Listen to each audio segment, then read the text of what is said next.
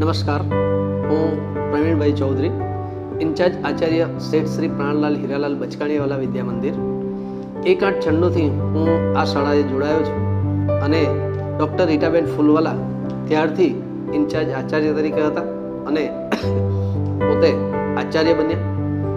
એમની જે સંઘર્ષ યાત્રા છે એનો હું મૂક સાક્ષી રહ્યો છું.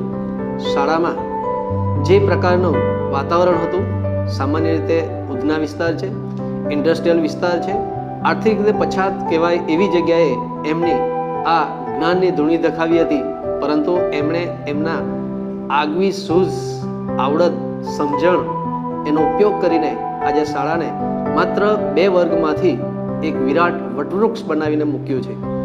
એમની આખી જે સંઘર્ષ યાત્રા છે, જેને હું ટૂંકમાં કહું તો સફળતાની પાછળ કોઈનો હાથ હોય કે ના હોય, પરંતુ સફર દરમિયાન વેઠેલી મુશ્કેલીઓનો સાથ જરૂર હોય છે.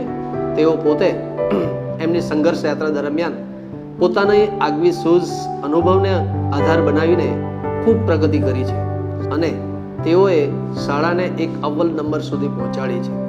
હવે જ્યારે એ સુકાન છોડી જાય છે અને આપણને એની તમામ જવાબદારી સોંપીને જાય છે, ત્યારે અમારી જવાબદારી ખૂબ વધી જાય છે. અમારે આ શાળાને જે લેવલ સુધી પહોંચાડી છે ત્યાંથી સહેજ પણ નીચે જવા દેવાની નથી. અમારે એ શાળાને પૂરેપૂરી જવાબદારી લઈને એમની જે કામ કરવાની પદ્ધતિ હતી, જે આટલા વર્ષ દરમિયાન સાથે કામ કરતા હું શીખ્યો છું, અમે સૌ શીખ્યા છીએ અને એ જ પ્રમાણે કામ કરીને અમે આ શાળાને એ લેવલ સુધી સાચવી રાખીશું, જે અમે ખાતરી આપીએ છીએ.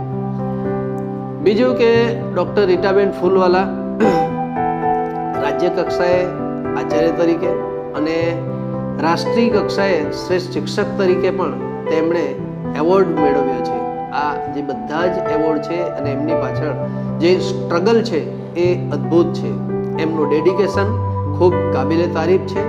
તેઓએ પોતાના એક માતા તરીકે પોતાના બાળકને શાળાએ મૂકવા જવાનું લગભગ હજુ સુધી એ કામ કર્યું નથી. સંપૂર્ણ ડેડિકેશન શાળા પ્રત્યે હતું અને એમના આ ડેડિકેશન થકી જ તેઓ આજે શાળાને આ કક્ષાએ પહોંચાડી શક્યા છે. આજે તેઓ 33 વર્ષની દીર્ઘકાલીન સેવા નિવૃત્ત થઈ રહ્યા છે, ત્યારે હું ભગવાનને એક જ પ્રાર્થના કરીશ કે તેમનું નિવૃત્ત જીવન જે છે એ પણ પ્રવૃત્તિમય રહે, નિરોગી રહે અને પરિવાર સાથે ખૂબ સુખી અને આનંદથી વિતાવે એવી શુભેચ્છા વિરમું છું. આભાર.